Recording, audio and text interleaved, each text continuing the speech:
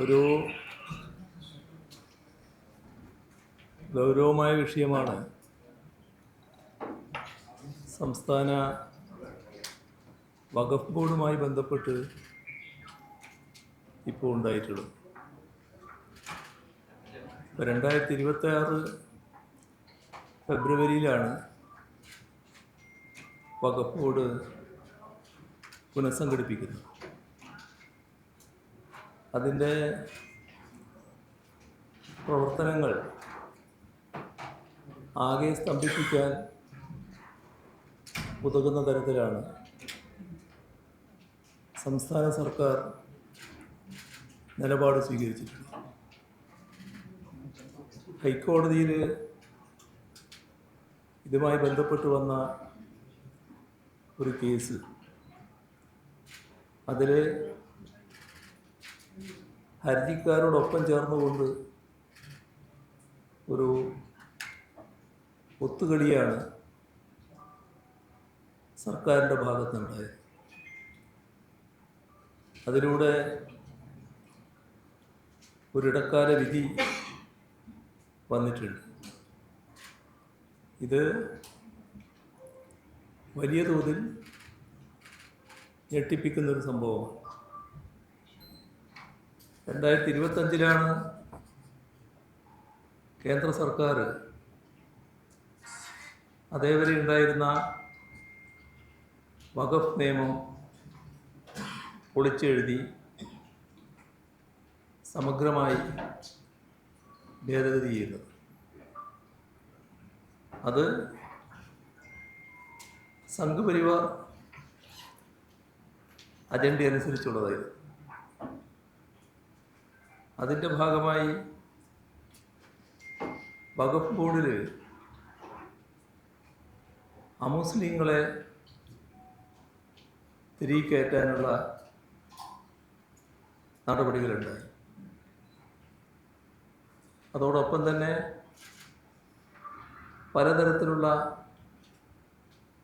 മാറ്റങ്ങൾ ഭേദഗതിയായി കൊണ്ടുവന്നു. ഇവിടെ മുസ്ലിം ആചാരപ്രകാരം 5 വർഷമെങ്കിലും ജീവിച്ചുവെന്ന് തെളിയിക്കുന്നയാൾക്ക് മാത്രമേ വഖഫ് നൽകാൻ കഴിയൂ എന്നെല്ലാമുള്ള ഭേദഗതികളും അതോടൊപ്പം വന്നു. ഇവിടെ ശ്രദ്ധിക്കേണ്ട ഒരു കാര്യം, കേന്ദ്രം ഇത്തരമൊരു നിയമം പാസ്സാക്കിയെങ്കിലും സംസ്ഥാനങ്ങളിൽ BJP ഇതര രാഷ്ട്രീയ പാർട്ടികൾ നേതൃത്വം കൊടുക്കുന്ന സംസ്ഥാന സർക്കാരുകൾ ആ നിയമം വരുന്ന ഘട്ടത്തിൽ തന്നെ അതിനെതിരെ ശക്തമായ നിലപാടാണ് സ്വീകരിച്ചത്. കേരളം, തമിഴ്നാട്, പശ്ചിമ ബംഗാൾ സർക്കാരുകൾ ഈ വന്ന വിവാദമായ വകുപ്പുകളോട് ശക്തമായ വിയോജിപ്പാണ് രേഖപ്പെടുത്തിയത്. പുതിയ ഭേദഗതി അനുസരിച്ച് അമുസ്ലിങ്ങളെ വഖഫ് ബോർഡിൽ ഉൾപ്പെടുത്തിയത് BJP ഭരിക്കുന്ന സംസ്ഥാനങ്ങളിൽ മാത്രമാണ്. ആ വഴിക്കാണ് ഇപ്പോൾ കേരള സർക്കാരും നീങ്ങുന്നത് എന്നാണ് ഉണ്ടായിട്ടുള്ള ദൗർഭാഗ്യകരമായ അവസ്ഥ. ഇപ്പോൾ വ്യത്യസ്ത മതവിഭാഗങ്ങൾ, അവരുടെ വിശ്വാസങ്ങൾ, അവയെല്ലാം സംബന്ധിച്ചുള്ള സ്ഥാപനങ്ങൾ അതത് മതവിഭാഗങ്ങളിൽപ്പെട്ടവർ തന്നെയാണ് പൊതുവെ കൈകാര്യം ചെയ്തു പോകുന്നത്. ഇതാണ് മതനിരപേക്ഷതയുടെ ഭാഗമായി നമ്മുടെ രാജ്യം പൊതുവെ അംഗീകരിച്ചിട്ടുള്ളത്. അതനുസരിച്ചുള്ള നടപടികളാണ് ഇതേവരെ തുടർന്നു വരുന്നത്. ഇവിടെ വിവിധ മതവിഭാഗങ്ങളുടെ ഒട്ടേറെ സ്ഥാപനങ്ങളും സംവിധാനങ്ങളുമുണ്ട്. അവയിലെല്ലാം അവയുടെ മാനേജ്മെൻറ്റുമായി ബന്ധപ്പെട്ട വിഷയങ്ങളിൽ മറ്റു മതസ്ഥർ കൈകടത്തുന്നത് സാധാരണഗതിയിൽ ശരിയായ രീതിയല്ല. അങ്ങനെ ഒരു നിലപാട് സ്വീകരിച്ചു വരുന്നില്ല പൊതുവിൽ. ഇതിന് യോജിക്കാത്ത, ഇതിനെതിരായ സമീപനമാണ് പുതിയ വഖഫ് ഭേദഗതിയിലൂടെ കേന്ദ്ര സർക്കാർ മുന്നോട്ട് വെച്ചത്. ഇവിടെ കാണേണ്ട പ്രത്യേകത, രാജ്യത്തുള്ള മതവിഭാഗങ്ങളിൽ ഒന്നാണ് മുസ്ലിം. ഈ മുസ്ലിം വിഭാഗങ്ങളുമായി ബന്ധപ്പെട്ടവരുടെ മാത്രം സംവിധാനമാണ് വഖഫ് ബോർഡ്. അതിൻ്റെ മാനേജ്മെൻറ്റിൽ അമുസ്ലിങ്ങളെ തിരികെ കയറ്റാനുള്ള ശ്രമമാണ് സംഘപരിവാർ നടത്തിയത്. അതാണ് നിയമഭേദഗതിയിലൂടെ BJP സർക്കാർ പ്രാവർത്തികമാക്കിയത്. ഇത് ഇന്ന് മുസ്ലിമെതിരെയാണ് വന്നതെങ്കിൽ നാളെ മറ്റ് മതവിഭാഗങ്ങളുടെ കാര്യത്തിലും സ്വീകരിക്കുമെന്ന് തന്നെയാണ് കാണേണ്ടത്. പൊതുവിൽ മതനിരപേക്ഷ സമീപനത്തിന് നിരക്കാത്തതും മതനിരപേക്ഷ വിരുദ്ധവുമായ നിലപാടാണ് ഇക്കാര്യത്തിൽ BJP സ്വീകരിച്ചിട്ടുള്ളത്. LDF സർക്കാർ സംസ്ഥാനത്ത് അധികാരത്തിലുണ്ടായിരുന്ന കാലത്ത് 2024 ഒക്ടോബർ 14 ന്യൂനപക്ഷ വിഭാഗങ്ങളുടെ ഭരണഘടനാ അവകാശങ്ങളെ ഹനിക്കുന്ന കേന്ദ്ര സർക്കാർ നയത്തിനെതിരെ നിയമസഭയിൽ ഒരു പ്രമേയം അവതരിപ്പിച്ചിരുന്നു. ആ പ്രമേയം ഐകകണ്ഠ്യേനയാണ് നിയമസഭ അംഗീകരിച്ചത്. അന്ന്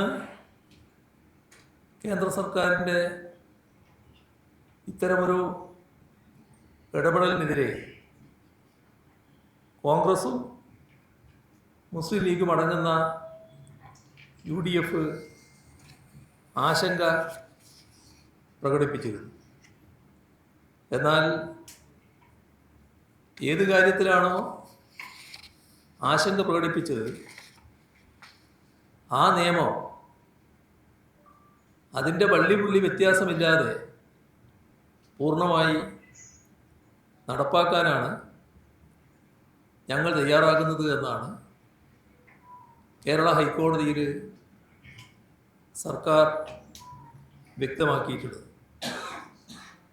മറ്റൊരു കാര്യവും ഓർക്കേണ്ടതാണ്. ലോക്സഭയിൽ ബില്ല് അവതരിപ്പിച്ച ഘട്ടത്തിൽ ഇടതുപക്ഷം ശക്തമായ അതിനെതിരെ നിലപാടെടുത്തിരുന്നു.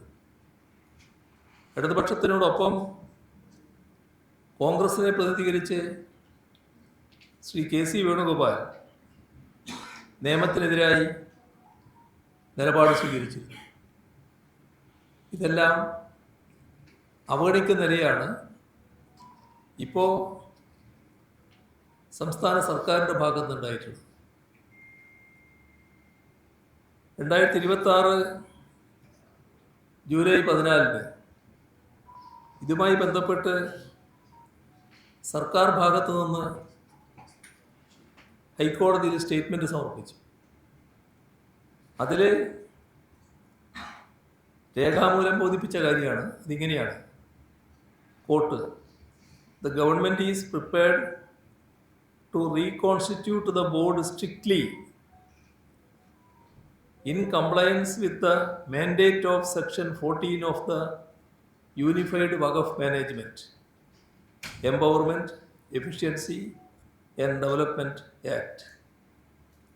ഇതാണ് രേഖാമൂലം സംസ്ഥാന സർക്കാർ ഹൈക്കോടതിയിൽ സമർപ്പിച്ച സ്റ്റേറ്റ്മെൻറ്റിലുള്ള ഭാഗം. മുസ്ലിം ലീഗിൻ്റെ നോമിനിയായ special government leader PM Saneer മുഖാന്തരമാണ് ഈ സ്റ്റേറ്റ്മെൻറ്റ് ഹൈക്കോടതിയിൽ സമർപ്പിച്ചത്. കേസിൻ്റെ വിചാരണക്ക് അഡ്വക്കേറ്റ് ജനറൽ നേരിട്ട് ഹാജരാവുകയും ചെയ്തു. ഇതേ നിലപാട് തന്നെയാണ്, കാരണം സർക്കാരിൻ്റെ നിലപാടാണ് അഡ്വക്കേറ്റ് ജനറലും കോടതിയിൽ സ്വീകരിച്ചത്. കേന്ദ്ര സർക്കാരിന് വേണ്ടി ഹാജരായത് അഡീഷണൽ സോളിസിറ്റർ ജനറലായിരുന്നു. അദ്ദേഹവും ഇക്കാര്യത്തിൽ ഹർജിക്കാരോടും സംസ്ഥാന സർക്കാരിനോടുമുള്ള യോജിപ്പ് കോടതിയെ അറിയിച്ചു. വഖഫ് നിയമത്തിലെ 14-ാം വകുപ്പ് പ്രകാരമാണ് സംസ്ഥാന വഖഫ് ബോർഡ് രൂപീകരിക്കുന്നത്. ഇപ്പോൾ 1-ാം ഭേദഗതി അനുസരിച്ച് 11-ൽ കവിയാത്ത അംഗങ്ങളെ സംസ്ഥാന സർക്കാർ നോമിനേറ്റ് ചെയ്താണ് ബോർഡ് രൂപീകരിക്കേണ്ടത്. ഈ 11-ൽ 9 പേരെ നിയമിച്ചാണ് നേരത്തെ LDF കാലത്ത് ഉത്തരവായത്. ബാക്കി 2 പേരെ ഉടൻ നിയമിക്കുമെന്ന് ഉത്തരവിൽ സൂചിപ്പിച്ചിട്ടുമുണ്ട്. നിയമത്തിലെ 14-ാം വകുപ്പിൽ ആകെ അംഗങ്ങളിൽ 2 പേര് അമുസ്ലിം ആയിരിക്കണം എന്ന് നിഷ്കർഷിച്ചിട്ടുണ്ട്. അതുപോലെ തന്നെ ഷിയ, സുന്നി, മറ്റു മുസ്ലിങ്ങളിലെ പിന്നോക്ക സമുദായക്കാർ എന്നിവരുടെ പ്രതിനിധികളും ബോർഡിൽ ഉണ്ടാവണമെന്ന് നിർദ്ദേശമുണ്ട്. അതത് സംസ്ഥാനങ്ങളിൽ ഗണ്യമായ അംഗങ്ങളുണ്ടെങ്കിൽ ബോറ, അഖാഖാനി ഈ വിഭാഗങ്ങൾക്ക് കൂടി പ്രാതിനിധ്യം നൽകണമെന്നുണ്ട്. ഇക്കാര്യത്തിൽ സാഹചര്യങ്ങൾ പരിശോധിച്ച് സംസ്ഥാന സർക്കാരിന് തീരുമാനം കൈക്കൊള്ളാവുന്നതാണ്. ഇവിടെ വഖഫ് ബോർഡിൻ്റെ യോഗം ചേരുന്നതിന് ഉള്ള കോറം 5 ഇപ്പോൾ 11-ൽ 5 പേരാണ് കോറം. ആ നിലയിൽ പരിശോധിച്ചാൽ വഖഫ് ബോർഡ് യോഗം ചേരാനോ തുറന്നുള്ള പ്രവർത്തനം നടത്താനോ ഇപ്പോൾ നിയമപരമായി ഒരു തടസ്സവുമില്ല. പക്ഷേ കോടതിയിൽ വഖഫ് ബോർഡിൽ 2 അമുസ്ലിങ്ങളെ കേന്ദ്ര നിയമത്തിനനുസരിച്ച് നിയമിച്ചേ പറ്റൂ എന്ന വാശിയിലാണ് UDF സർക്കാരും അഡ്വക്കേറ്റ് ജനറലും നിലപാടെടുത്തത്. ഇത് BJP ഇതര സംസ്ഥാനങ്ങളിൽ കേരളമാണ് മറ്റ് സംസ്ഥാനങ്ങളിലെ BJP ഗവൺമെൻറ്റിനോടൊപ്പം നിന്നുകൊണ്ട് ഇത്തരമൊരു ഭേദഗതി നടപ്പാക്കുന്ന നില സ്വീകരിച്ചിട്ടുള്ളത്. ഇത് തികച്ചും വഞ്ചനാപരമായ നിലപാടാണ്. ന്യൂനപക്ഷങ്ങളെയും ജനങ്ങളെയാകെയും വഞ്ചിക്കുന്ന നിലപാടാണ് UDF സർക്കാർ സ്വീകരിച്ചിട്ടുള്ളത്. ഇവിടെ നേരത്തെ സൂചിപ്പിച്ച വിഭാഗങ്ങളിൽ 2 അമുസ്ലിം അംഗങ്ങളെ നാമനിർദ്ദേശം ചെയ്തില്ല എന്നും മറ്റുമാണ് ഹൈക്കോടതിയിൽ ഉന്നയിക്കപ്പെട്ട പ്രശ്നം. ഒരു ഹർജിക്കാരൻ BJP സംസ്ഥാന വൈസ് പ്രസിഡന്റാണ്. പുതിയ വഖഫ് നിയമം പ്രാബല്യത്തിൽ വന്നതിനെ തുടർന്ന് നിയമത്തെ ചോദ്യം ചെയ്തുകൊണ്ട് നൂറുകണക്കിന് ഹർജികൾ സുപ്രീം കോടതിയിൽ എത്തിയിട്ടുണ്ട്. അതെല്ലാം ഫയൽ ചെയ്യപ്പെട്ട അവസ്ഥയിലാണുള്ളത്. സ്വത്ത് വഖഫ് ചെയ്യുന്നതിലുള്ള നിയന്ത്രണങ്ങൾ കൊണ്ടുവരുന്ന നിയമത്തിലെ ചില ഭാഗങ്ങളാണ് സുപ്രീം കോടതി സ്റ്റേ ചെയ്തത്. അത്തരമൊരു ഇടപെടൽ ഈ നിയമവുമായി ബന്ധപ്പെട്ട് സുപ്രീം കോടതിയുടെ ഭാഗത്തു നിന്ന് ഉണ്ടായിട്ടുണ്ട്. എന്നാൽ മറ്റു കാര്യങ്ങൾ,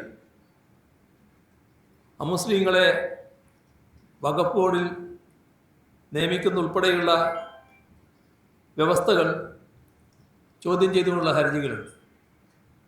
ആ ഹർജികളുടെ കൂട്ടത്തിൽ ഇന്ത്യൻ യൂണിയൻ മുസ്ലിം ലീഗും സുപ്രീം കോടതിയിൽ കേസ് ഫയൽ ചെയ്തിട്ടുണ്ട്.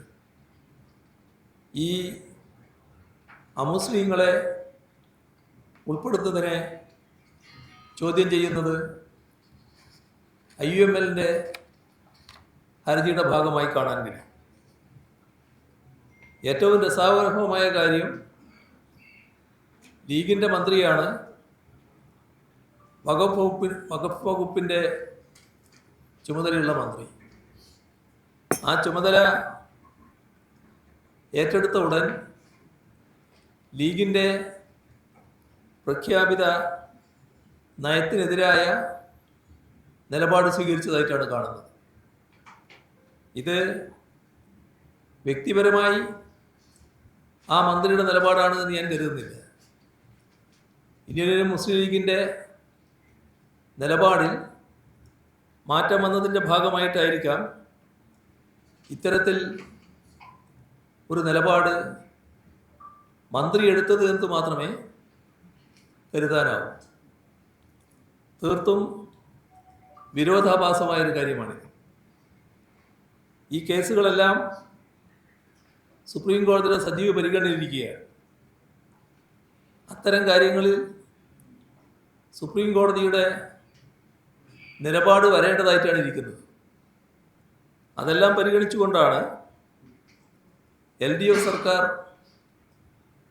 കേന്ദ്ര നിയമത്തിനോടുള്ള നയപരമായ എതിർപ്പിനോടൊപ്പം അമുസ്ലിങ്ങളായ അംഗങ്ങളെ കോടതിയുടെ തീർപ്പനുസരിച്ച് ഉൾപ്പെടുത്തുന്ന കാര്യത്തിൽ പിന്നീട് നിലപാടെടുക്കാം എന്ന സമീപനം LDF സർക്കാർ സ്വീകരിക്കാനിടയായി. രാഷ്ട്രീയമായി നോക്കിയാൽ ഈ നിലപാടിനോട് പ്രതിപക്ഷത്തിരുന്നപ്പോൾ യോജിച്ചവരാണ് UDF. എന്നാൽ ഭരണത്തിൽ വന്ന ശേഷം പൊതുവെ ന്യൂനപക്ഷങ്ങൾക്കും മതനിരപേക്ഷ ചിന്താഗതിക്കാർക്കുമെല്ലാം ആശങ്ക ഉളവാക്കുന്ന വിധത്തിലാണ് ഇവരെ കൂടി, ഈ രണ്ട് അമുസ്ലിങ്ങളെ കൂടി ഉൾപ്പെടുത്താം, അത് ഒഴിവാക്കാൻ പറ്റാത്തതാണ് എന്ന നിലപാട് കോടതിയിൽ UDF ഗവൺമെൻറ് അറിയിക്കുന്നു. തെരഞ്ഞെടുപ്പിന് മുൻപ് UDF ഉയർത്തിയ രാഷ്ട്രീയ ഡീൽ, അതുമായി ബന്ധപ്പെട്ട ആരോപണങ്ങൾ പൊതുസമൂഹം ഓർക്കുന്നുണ്ടാകും. അതെല്ലാം അവർക്ക് തന്നെ ചേരുന്നതാണ് എന്നതാണ് ഈ സർക്കാർ അധികാരത്തിൽ വന്നതിന് ശേഷമുള്ള ചുരുങ്ങിയ നാളുകൾ കൊണ്ട് തന്നെ തെളിയിക്കപ്പെട്ടിട്ടുള്ളത്. സംഘപരിവാറുമായി രഹസ്യധാരണയോ കൈകോർക്കലോ അല്ല, അതിനു പകരം സമ്പൂർണമായ കീഴടങ്ങലും പാദസേവയുമാണ് ഇപ്പോഴത്തെ നടപടികളിലൂടെ പുറത്തു വന്നിട്ടുണ്ട്. പൗരത്വ നിയമ ഭേദഗതി, SIR പ്രക്രിയ, ഇതെല്ലാം കേന്ദ്ര സർക്കാർ വ്യാപകമായി ദുരുപയോഗം ചെയ്തത് നാം കണ്ടതാണ്. ഇപ്പോൾ വലിയൊരു നീക്കം കേന്ദ്ര സർക്കാരിൻ്റെ ഭാഗത്തുണ്ടാവുകയാണ്. അതിലേക്ക് വിശദമായിട്ട് ഞാനിപ്പോൾ പോകുന്നില്ല. ന്യൂനപക്ഷങ്ങൾ അധിവസിക്കുന്ന ചില പ്രദേശങ്ങൾ, ജനസംഖ്യാ വ്യതിയാനം, ഡെമോഗ്രാഫിക് ചേഞ്ച് പഠിക്കുവാൻ കേന്ദ്ര സർക്കാർ പ്രത്യേക സമിതിയെ നിയോഗിച്ചിരിക്കുന്നു. ഇത് വലിയ വിവാദമാണ് ഉയർത്തിയിട്ടുള്ളത്. കേന്ദ്രത്തിൻ്റെ സമീപനം എന്താണ് എന്ന് മതനിരപേക്ഷ സമൂഹത്തിനൊക്കെ നല്ല വ്യക്തതയോടെ തിരിച്ചറിയാൻ കഴിഞ്ഞിട്ടുണ്ട്. ജനങ്ങളെ മതപരമായും വർഗീയമായും വിഭജിക്കുന്ന സംഘപരിവാർ അജണ്ടയുടെ മറ്റൊരു ഉൽപ്പന്നമായാണ് ഈ പുതിയ കേന്ദ്ര വഖഫ് നിയമത്തെ കാണേണ്ടത്. LDF കാലത്ത് ആ നിയമത്തിനെതിരെയുള്ള ഒരു ചെറുത്തുനിൽപ്പാണ് നടത്തിയിട്ടുള്ളത്. ഒരു ചെറുത്തുനിൽപ്പുമില്ലാതെ അവരോട് യോജിച്ചുകൊണ്ട് കേന്ദ്ര സർക്കാരിൻ്റെ തിട്ടൂരത്തിന് വഴങ്ങി പൂർണ്ണമായും വള്ളിപുള്ളി വ്യത്യാസമില്ലാതെ നിയമം നടപ്പാക്കാമെന്ന നിലപാടാണ് UDF സർക്കാർ സ്വീകരിച്ചിട്ടുള്ളത്. ഇത് അപമാനകരമായ കാര്യമാണ്, തീർത്തും ലജ്ജാകരമായ കാര്യമാണ്. ഇക്കാര്യത്തിൽ മതനിരപേക്ഷ സമൂഹത്തിൻ്റെ ആശങ്ക ഇതിനകം തന്നെ ഉയർന്നിട്ടുണ്ട്. ശക്തമായ പ്രതിഷേധം ഈ കാര്യത്തിൽ ഉയർന്നു വരും എന്ന് തന്നെയാണ് കാണേണ്ടത്. ഇതാണ് ആമുഖമായി പറയാനുള്ളത്.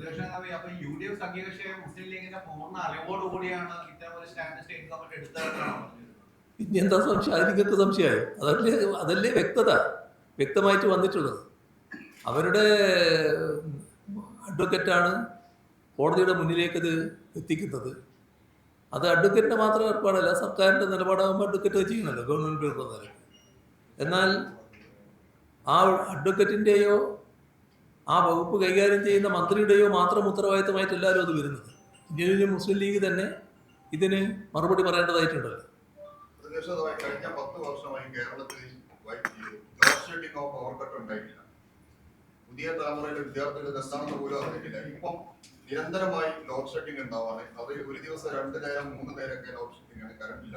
ഇപ്പൊ കഴിഞ്ഞ ദിവസം കേരള മുഖ്യമന്ത്രി പോലും പങ്കെടുക്കുന്ന ഒരു പരിപാടിയിൽ വൈദ്യുതി പോയി. ഇത് സംബന്ധിച്ച് എന്താണ് പറയാനുള്ളത്? ഇതെല്ലാവരും ചർച്ച ചെയ്തുകൊണ്ടിരിക്കുന്ന ഒരു കാര്യമാണ്. പക്ഷെ ഞാൻ പറയുമ്പോൾ അതൊരു രാഷ്ട്രീയമായിട്ട് മാറുമെന്നുള്ളൊരു ശങ്ക എനിക്കുണ്ട്. എന്നാൽ നാടിനാകെയുള്ള പൊതു പ്രതികരണമാണ് നിങ്ങളിവിടെ ഉന്നയിച്ച കാര്യം. ഈ കഴിഞ്ഞ 10 വർഷക്കാലം ഈ പറയുന്ന രീതിയിലുള്ള പ്രശ്നങ്ങൾ നമുക്ക് നേരിടേണ്ടി വന്നിട്ടില്ല. എന്നാൽ വൈദ്യുതിയുടെ കാര്യത്തിൽ സാങ്കേതികമായ ചില പ്രശ്നങ്ങൾ ചിലപ്പോൾ ഉണ്ടായേക്കാം, ഏത് ഗവൺമെൻറ് അധികാരത്തിലുണ്ടായേക്കാം. അത്തരം ഘട്ടങ്ങളിലെല്ലാം എവിടെയാണോ പ്രശ്നങ്ങൾ ഉണ്ടാകാൻ സാധ്യതയുള്ളത് അവിടെയുള്ള ഉപയോക്താക്കളെ മുൻകൂട്ടി അറിയിക്കുന്ന നിലപാട് സ്വീകരിക്കും. ഇവിടെ സംഭവിക്കുന്നത് തീർത്തും വ്യത്യസ്തമായൊരു നിലയാണ്. ഇപ്പോൾ കഴിഞ്ഞ ദിവസം രാത്രി 1.25 മണിക്കൂർ വൈദ്യുതി ഇല്ലാതെ കഴിയേണ്ടി വന്നവനാണ് ഞാൻ. എൻ്റെ വീട്ടിൽ 1.25 മണിക്കൂറാണ് വൈദ്യുതി ഇല്ലാതായത്. ഇത് എനിക്ക് മാത്രമല്ല, ഒരുപാട് ആളുകൾക്ക് സംഭവിക്കുകയാണ്. ഇവിടെ കാണേണ്ട ഒരു വസ്തുത, ഓണപ്പരീക്ഷയുടെ തയ്യാറെടുപ്പ് നടന്നുകൊണ്ടിരിക്കുകയാണ്. ആ ഘട്ടത്തിൽ കുട്ടികൾക്ക് വലിയ പ്രയാസം ഉണ്ടാക്കുന്നു. ഈ വൈദ്യുതി കട്ട് പലതരത്തിലുള്ള പ്രശ്നങ്ങൾ ഉണ്ടാക്കുമെന്ന് അറിയാത്തതല്ല സർക്കാരിന്. ഇതുമായി ബന്ധപ്പെട്ട നടപടികൾ മുൻകൂറായി സ്വീകരിച്ചില്ല എന്നതാണ് വന്നിട്ടുള്ള ഏറ്റവും വലിയ ദൗർബല്യം. ഇവിടെ സാധാരണഗതിയിൽ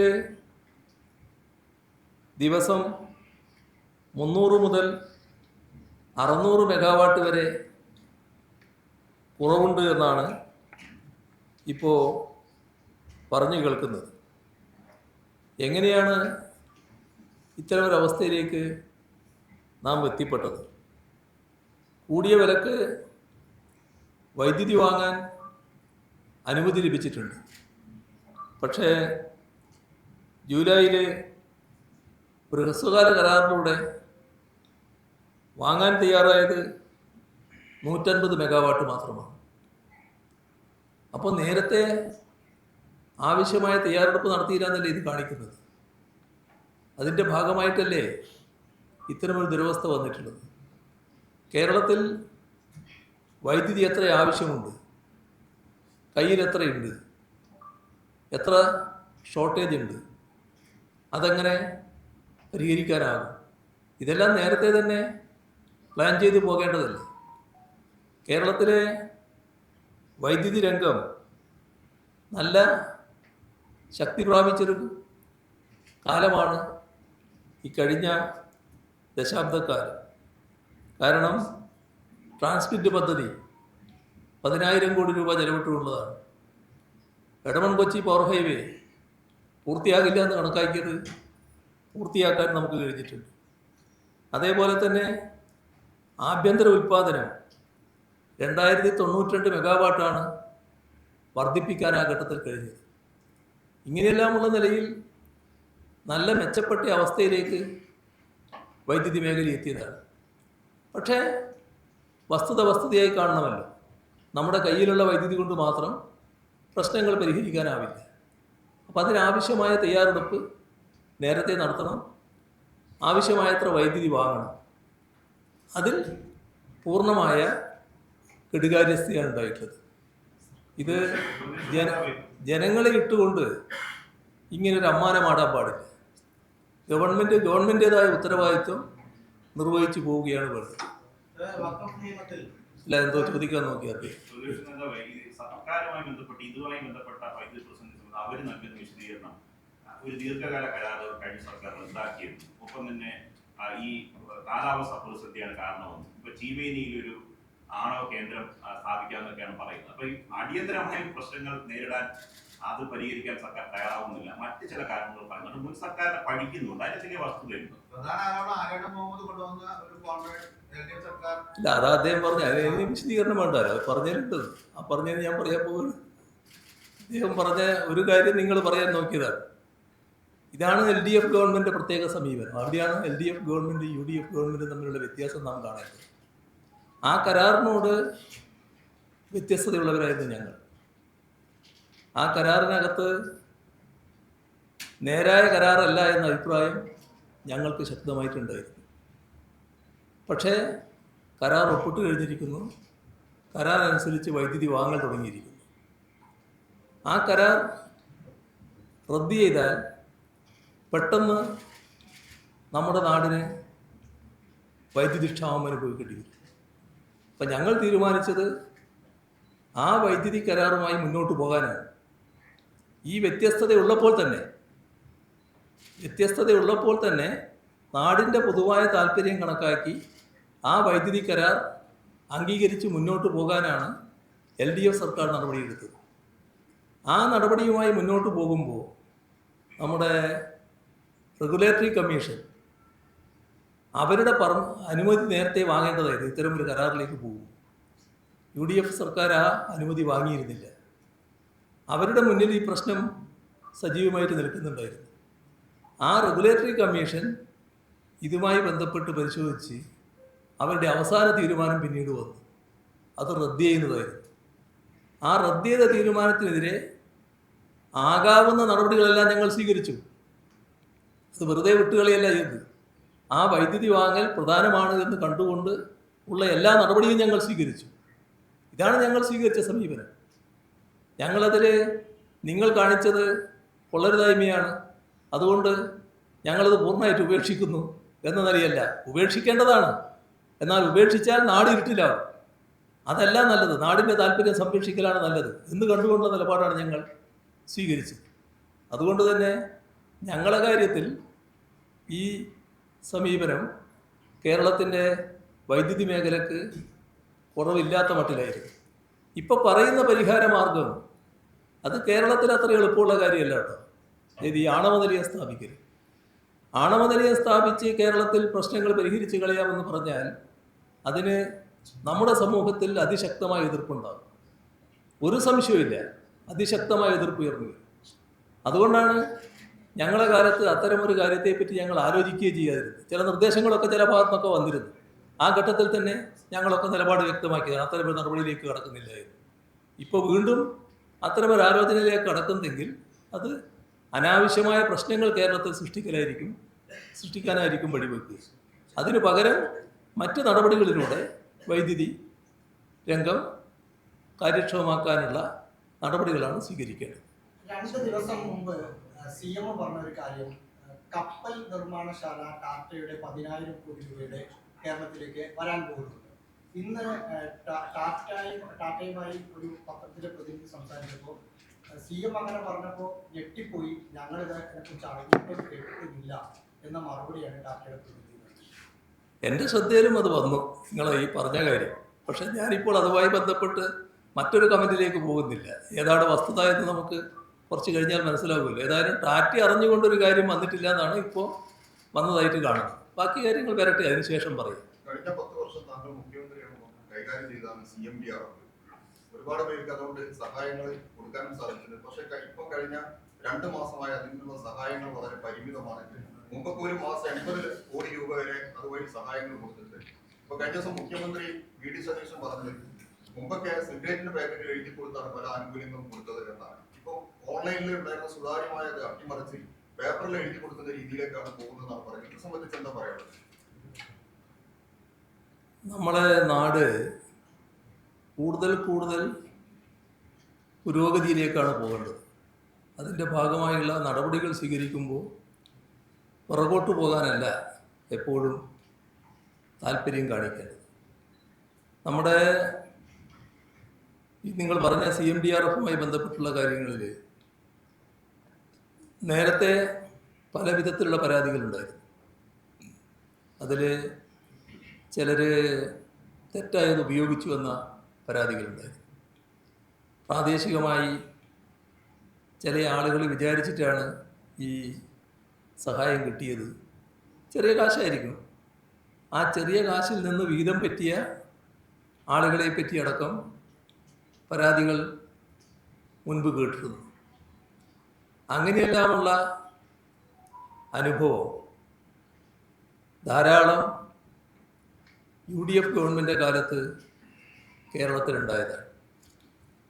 ഇത് എന്തുകൊണ്ടാണ് സംഭവിച്ചത്? കൃത്യമായ നടപടിക്രമം അംഗീകരിക്കപ്പെട്ടിരുന്നില്ല. അതിനുശേഷം LDF സർക്കാർ നിയതമായ മാനദണ്ഡങ്ങൾ വെച്ചു.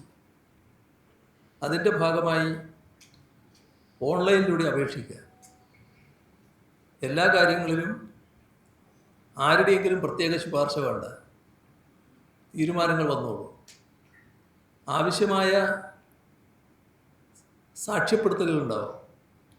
വില്ലേജ് ഓഫീസറും തഹസിൽദാറും കലക്ടറുമൊക്കെ സാക്ഷ്യപ്പെടുത്തിയ കടലാസാണ് ഓൺലൈനായിട്ട് വരുന്നത്. അപ്പോൾ അതുമായി ബന്ധപ്പെട്ട് അർഹതയുള്ള സഹായം അവരാഗ്രഹിക്കുന്ന മുഴുവൻ കൊടുക്കാൻ കഴിഞ്ഞെന്ന് വരില്ല. പക്ഷേ ചെറിയ സഹായം എങ്കിലും ഇതിൻ്റെ ഭാഗമായിട്ട് നൽകുന്ന രീതിയാണ്. ഇതിനെക്കുറിച്ചൊരു പരാതി ഉണ്ടായിട്ടില്ല. പരാതി ഉണ്ടായത് ആർക്കാ?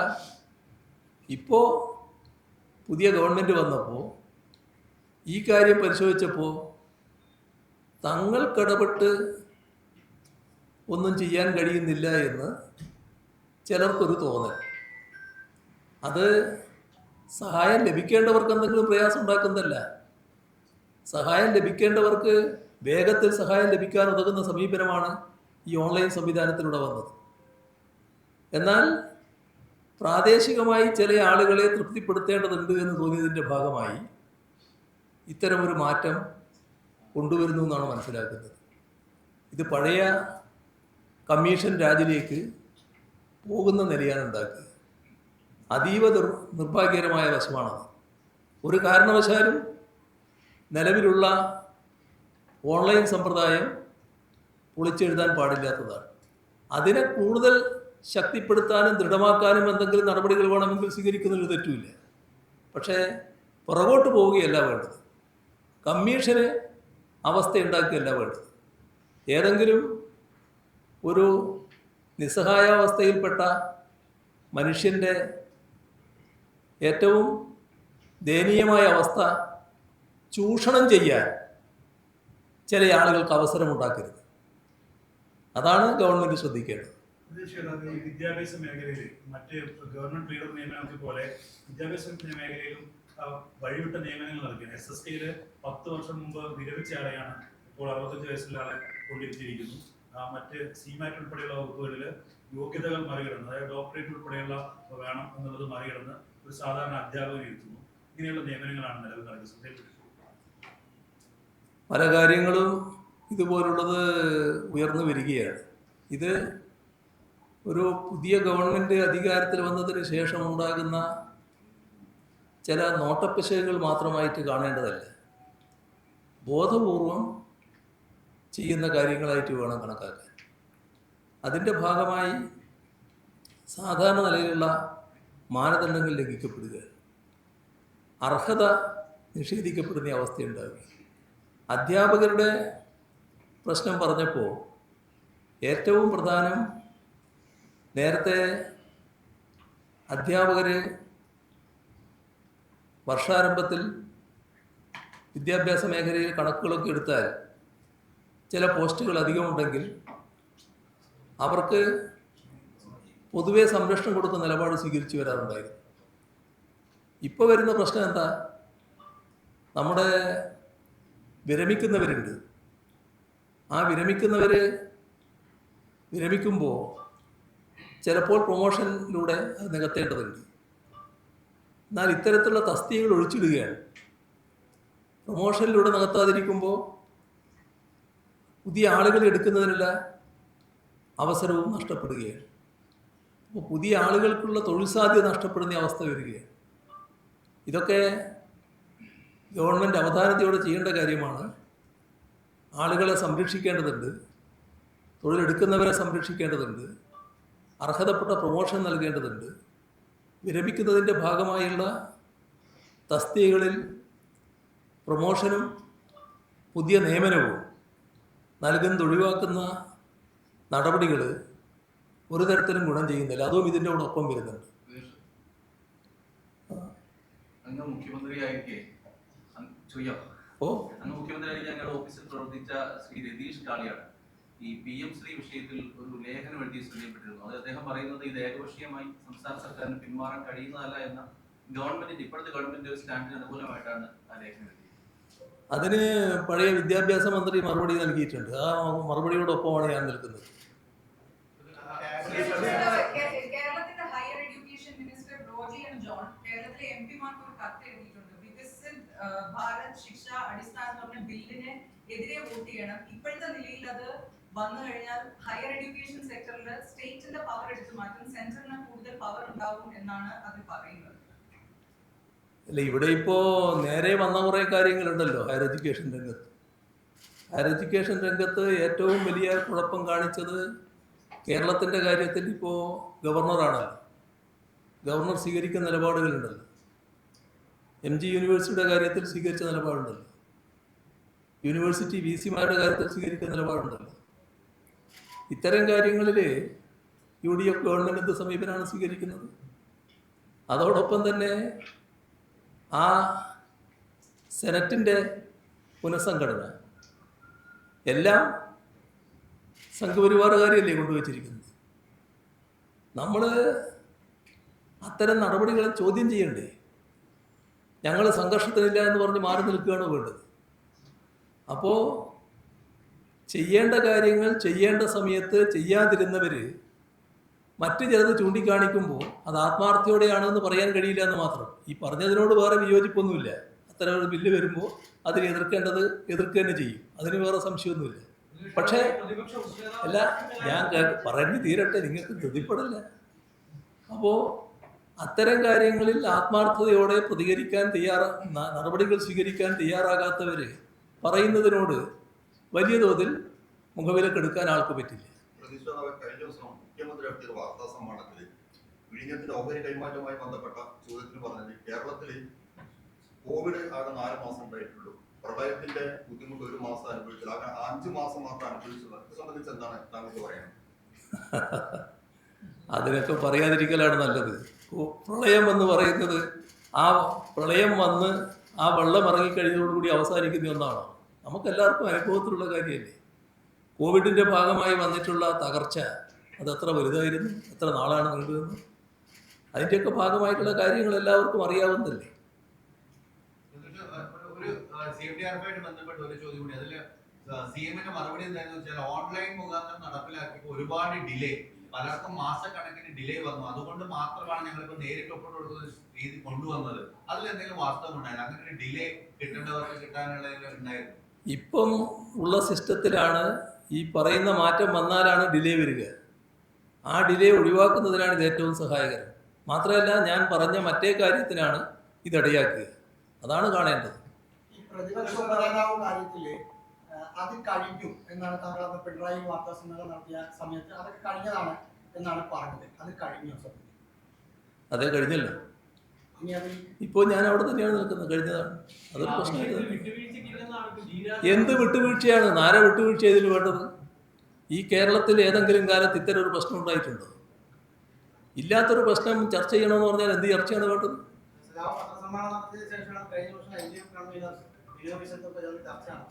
അത് കാണുമല്ലോ, അത് ചർച്ച ചെയ്യുമല്ലോ. ഞാനും വിനോവിഷത്തെ കാണുമല്ലേ, അത് വേറെ കാര്യം. അതിന് വേറെ പ്രശ്നമൊന്നുമില്ല. ഞങ്ങൾ കാണുന്നതിനൊന്നും വേറെ പ്രശ്നമൊന്നും വരില്ല. നമ്മളൊരു ബദൽ ധവളപത്രം ഇറക്കിയിരുന്നല്ലോ, വസ്തുതകളുടെ ധവളപത്രം. അതെ, അത് യഥാർത്ഥത്തിൽ എന്തുകൊണ്ടാണ് ഒരു പ്രതിപക്ഷത്തിൻ്റെതായിട്ടാണ് വരാതെ CPM-ന്റേത് മാത്രമായിട്ടാണ്? അല്ല, അത് AKG പഠന ഗവേഷണ കേന്ദ്രത്തിന്റെ ഭാഗമായിട്ടാണ് ഇത് വന്നത്. AKG പഠന ഗവേഷണ കേന്ദ്രമാണ് പുറത്തിറക്കിയത്. ഈ വഖഫ് വിഷയത്തിൽ അങ്ങേക്ക് നടത്തിയ പ്രസ്താവനയ്ക്ക് മറുപടി ഇപ്പോൾ ലീഗിന്റെ നേതാവ് നടത്തിയത് PMA സലാം. അദ്ദേഹം പറയുന്നത് അദ്ദേഹത്തെ താങ്കൾക്ക് കളവല്ലേ പറയാൻ കഴിയും, കോടതിയിൽ അങ്ങനെ പറഞ്ഞിട്ടില്ല, അതിന്റെ പ്രവർത്തനങ്ങൾ പരിശോധിക്കണമെന്ന് മാത്രമാണ് പറഞ്ഞത്. ഇത് മാത്രമാണ് പറഞ്ഞത്. അത് അങ്ങക്ക് കളവ് മാത്രമേ പറയാൻ കഴിയൂ. ആര് കളവ് പറയുന്നു, ആര് വസ്തുത പറയുന്നു എന്നൊക്കെയുള്ളത് കോടതിയുടെ മുന്നിലുള്ള കാര്യങ്ങളല്ലേ. അതിൽ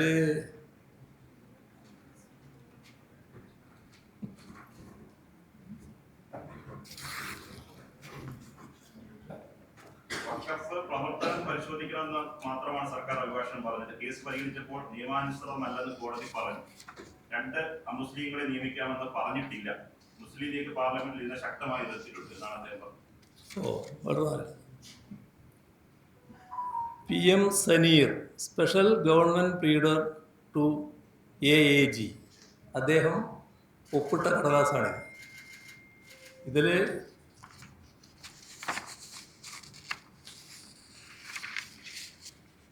It is contended that 2 non-Muslims are provided under the second proviso, 1 Shia and 1 other backward classes among Muslim community provided under the third proviso, 1 each from Bohra and Agakham communities, which are to be nominated as per 4th proviso of subsection 1 of section 14, is not represented in the Waqf board as per the notification.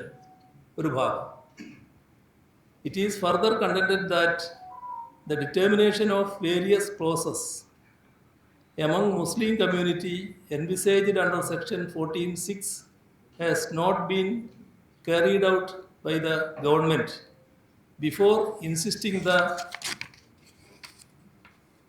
above notifications.